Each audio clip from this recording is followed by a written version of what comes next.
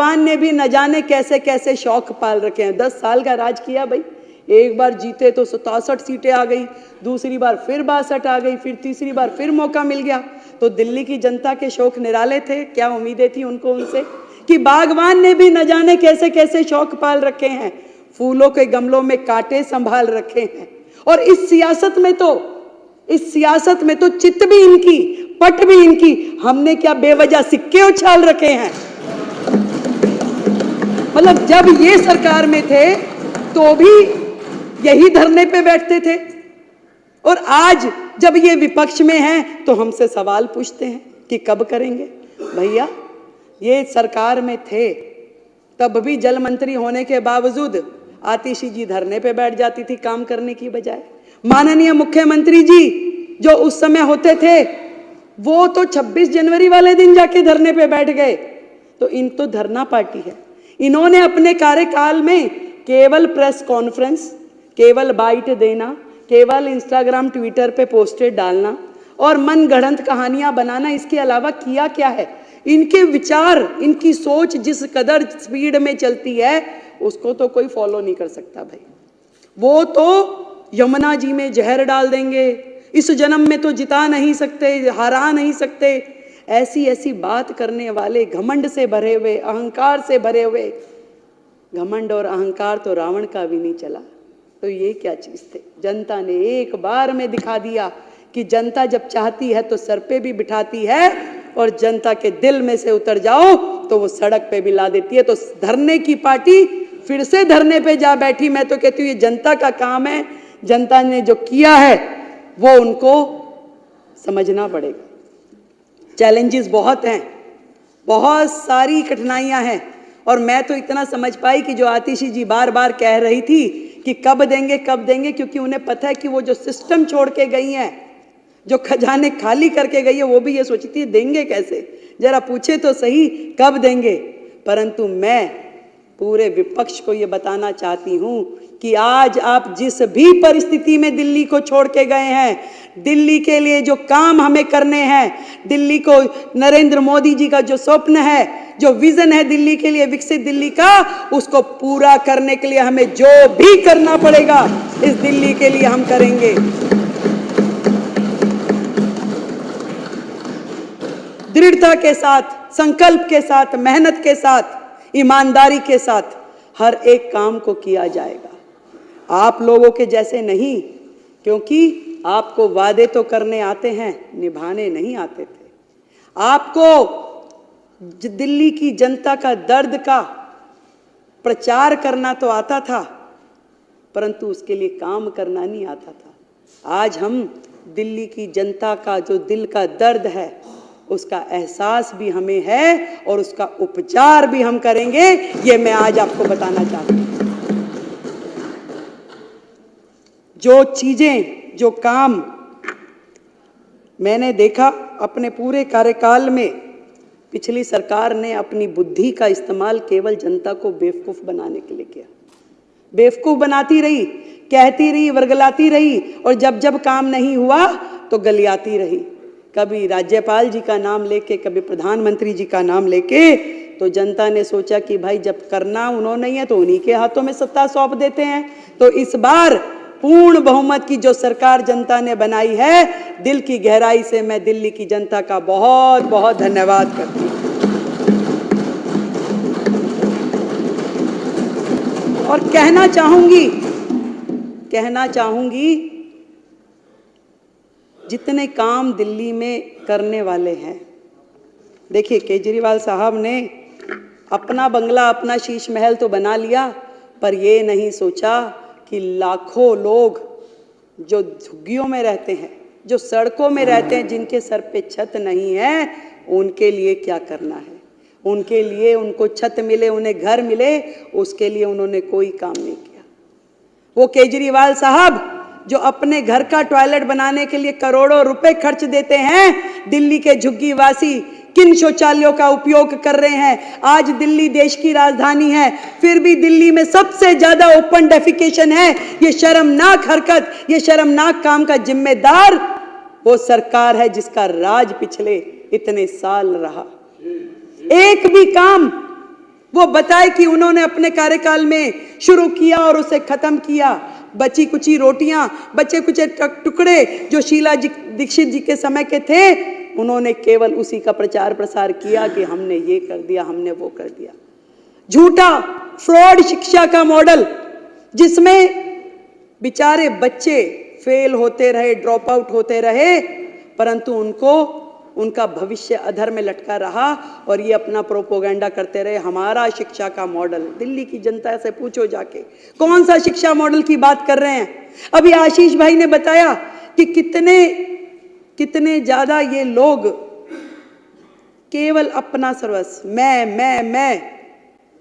केजरीवाल जी ने दिल्ली की जनता के बने हुए उन मकानों में उनको जाने नहीं दिया, उन झुग्गी वासियों को, क्योंकि वो मुख्यमंत्री आवास योजना के नाम से घोषित नहीं हुए। पैसा सरकार देगी, केंद्र की सरकार, नाम तुम्हारा देंगे भाई। ऐसा कहां होता है? तुम लगाते, तुम करते, तुम उसमें अपना नाम लिखते। तुमने तो छोटी छोटी चीजों पे, यानी कि इस सदन में व्हाइट वॉश हुई, उसका भी पत्थर माननीय मुख्यमंत्री जी ने यहां लगा करके छोड़ा हुआ है। तुम तो नाम के इतने भूखे हो। तुमने दिल्ली की जनता को आयुष्मान योजना से महरूम रखा क्योंकि तुम्हारा नाम उसमें नहीं था, उसमें प्रधानमंत्री आयुष्मान योजना था, इसलिए दिल्ली की जनता को तुमने वो मिलने नहीं दिया। पूरे देश की जनता को आयुष्मान का लाभ मिला, पर दिल्ली की जनता उससे महरूम रही, सिर्फ और सिर्फ तुम्हारे अहम के कारण। आज दिल्ली की जनता बाट जो रही है कि कैसे दिल्ली आगे बढ़ेगी, दिल्ली में वो काम होंगे। मैंने बहुत सारे अधिकारियों से मेरी बात हुई, मतलब वो सरकार जो अपने ही अधिकारों को मारती पीटती थी, गाली गलौज करती थी, कैसे काम होते उस सरकार में? अपने ही चीफ सेक्रेटरी को घर में बंद करके पीटना, ये तो माननीय मुख्यमंत्री जी ही कर सकते थे। ऐसे लोग जो इस राज्य से कर वसूल करके दूसरे राज्यों में चुनाव में जाके खर्च करते थे, केवल एजेंडा था कलेक्शन हो जाए और उसके बाद खर्च कहाँ करना है वो कोई नहीं जानता था। मुझे जब मैंने ये सीएजी का रिपोर्ट प्रस्तुत किया तो रिपोर्टर्स ने पूछा कि 14 की 14 रिपोर्टें एक बार में क्यों नहीं प्रस्तुत करती हैं मुख्यमंत्री जी? मैंने कहा भाई एक कितनी भारी है, एक बार में करूंगी तो हमारे विधायकगण अपने घर रिपोर्ट लेके भी नहीं जा पाएंगे। इतनी भारी भारी रिपोर्टें, एक रिपोर्ट जिसका वजन पता नहीं, हो सकता है ये 3-4 किलो तो लग ही रहा है मुझे। तो इतने पेपर पढ़ना, उनको समझना, तो एक एक करके निकाल रहे हैं तो उनकी सांसें ऊपर नीचे हो रही है और उनकी इतनी हिम्मत नहीं है कि वो सदन में आके सामने बैठ सकें, उसे सुन सकें। उन्हें बहाना चाहिए था, तस्वीर नहीं लगी। मैं उनसे पूछना चाहती हूं, जो सरकार का एडमिनिस्ट्रेटिव हेड है, जो देश की राष्ट्रपति, क्या उनकी फोटो नहीं लगनी चाहिए? आज जिनके माननीय हमारे शहीद भगत सिंह, हमारे बाबा साहब, हम सब के पुरोधा हैं। हमने उनको सम्मानजनक, हमारे दिल में सम्मान है। जितना काम इस दिशा में कि बाबा साहब के सम्मान में देश भर में होना चाहिए, वो नरेंद्र मोदी सरकार ने किया है। आज तक किसी सरकार ने, ना किसी नेता ने इस सम्मान को उन्हें दिया जितना सम्मान मोदी सरकार ने बाबा साहब के चरणों में अर्पित किया है।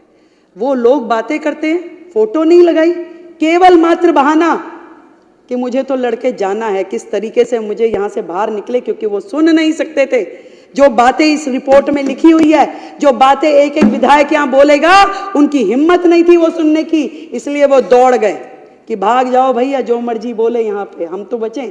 उनको काम क्या है? उनका काम है इस सदन में बैठे अपने चिंगू मिंगू के माध्यम से वीडियोस बनवाएं, उस वीडियो को प्रचारित करे, प्रसारित करे। एक वीडियो रिलीज हुआ प्रवेश जी, एक बुक्के था, अब बुक्के दे रहे थे, वो कह रहे जी एक बुक्के से मुख्यमंत्री जी ने कईयों को निपटा दिया। भाई मैं तो बनियों की लड़की हूं, मैं तो फजूल खर्ची कर नहीं सकती। इस दिल्ली में जनता का एक एक रुपया जो कि राजस्व के रूप में हमें मिलता है, एक भी रुपए का दुरुपयोग मैं होने नहीं दूंगी। आज इस सदन के माध्यम से मैं कहती हूं, भाई एक बुक्के इस्तेमाल कर लिया तो क्या गलती कर दी भाई? तो पैसा बचाया है, खराब तो नहीं किया। और ये भी बताना चाहूंगी कि जो भी लोग इस लूटपाट में, भ्रष्टाचार में लिप्त थे, एक भी व्यक्ति को छोड़ेंगे नहीं, एक एक पाई का जवाब देना पड़ेगा।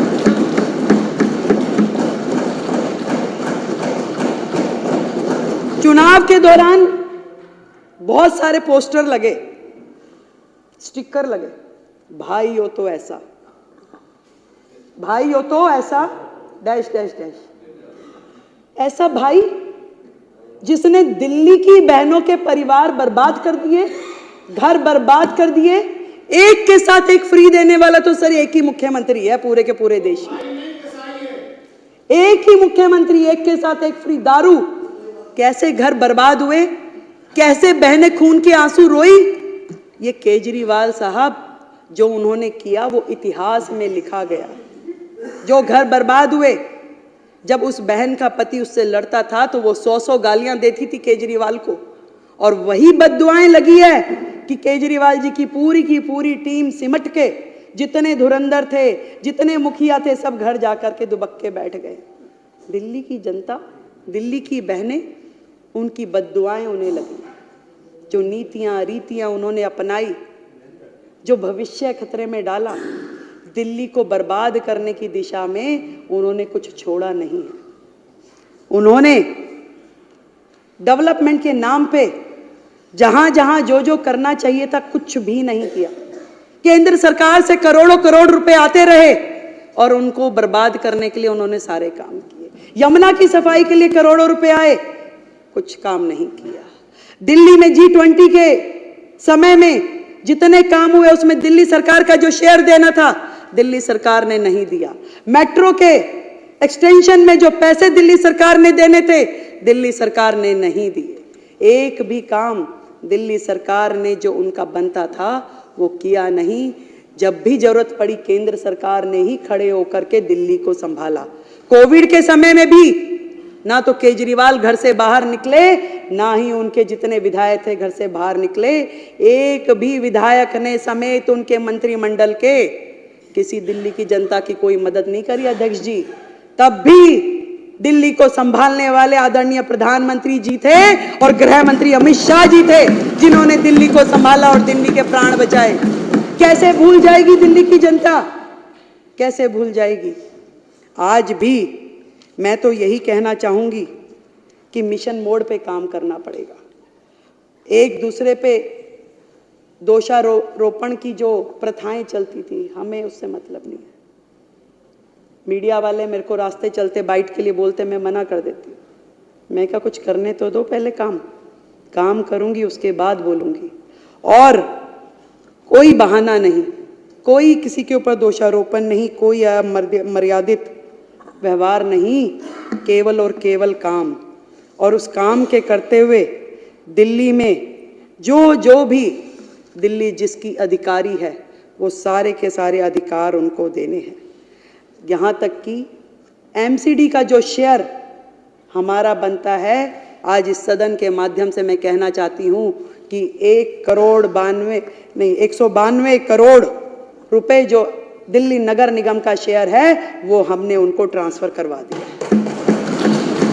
दिल्ली की जनता को बातों की सफाई, हाथ की सफाई नहीं चाहिए, दिल्ली को दिल्ली की सफाई चाहिए।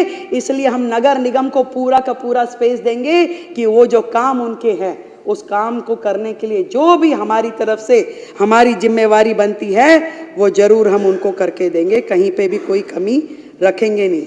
और यहाँ तक कि पहले भी केंद्र सरकार ने पूरी मदद दिल्ली नगर निगम की भी की और दिल्ली सरकार की भी की। ये तो इनके मन में इनकी नीयत और नीति दोनों ही भ्रष्ट थी। नमस्कार दोस्तों, BCR न्यूज़ में आपका स्वागत है। मैं हूं आपका होस्ट एंड दोस्त अजय शास्त्री। उम्मीद है आपको ये हमारा वीडियो अच्छा लगा होगा, तो आप इसको शेयर कीजिए और लाइक कीजिए और साथ साथ हमारे चैनल को सब्सक्राइब भी कीजिए। जी हाँ, ऐसे ही नए वीडियो के साथ फिर आपके साथ हाजिर होंगे। तब तक के लिए आपसे अलविदा लेते हैं। भारत माता की जय, वंदे मातरम। जय हिंद दोस्तों।